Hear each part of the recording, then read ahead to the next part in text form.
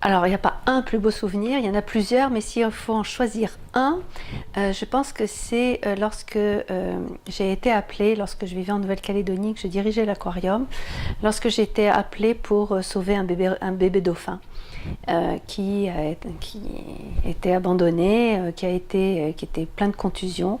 Et il avait encore ses moustaches juste de naissance, donc c'était vraiment un tout petit qui avait été abandonné. Et je l'ai ramené à l'aquarium. Et ça a été un moment d'émotion vraiment intense. Malheureusement, il n'a pas survécu, mais le contact de ce dauphin a été extraordinaire.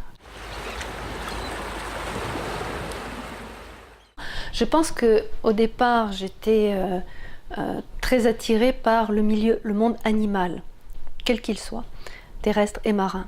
Et lorsque j'ai eu la chance d'aller avec mes parents en Nouvelle-Calédonie, lorsque j'étais adolescente, eh bien, j'ai rencontré la mer et j'ai surtout rencontré le monde sous-marin.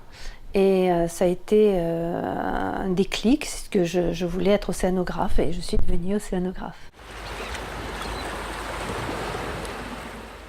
Alors, lié à la mer, peut-être architecte marin, ou alors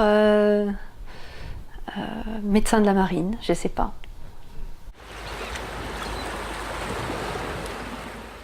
La France a un rôle extrêmement important parce qu'elle est présente par ses collectivités d'outre-mer, donc sur les 3 grands océans, mais aussi donc sur l'Antarctique. On a un rôle de leader, on a un rôle d'innovation aussi, parce que je crois beaucoup en la jeunesse de la France pour développer des idées, pour développer des technicités qui permettent de mieux gérer la mer et de mieux gérer la pêche aussi. Parce qu'évidemment, on a besoin de manger, on a besoin de nourrir tout le monde. Nous avons aussi donc le 4e pays au monde pour ces récifs coralliens. Et là, on a un enjeu formidable à jouer. Et d'ailleurs, la France a décidé de le jouer en créant l'initiative française pour les récifs coralliens qui va fêter ses 20 ans bientôt.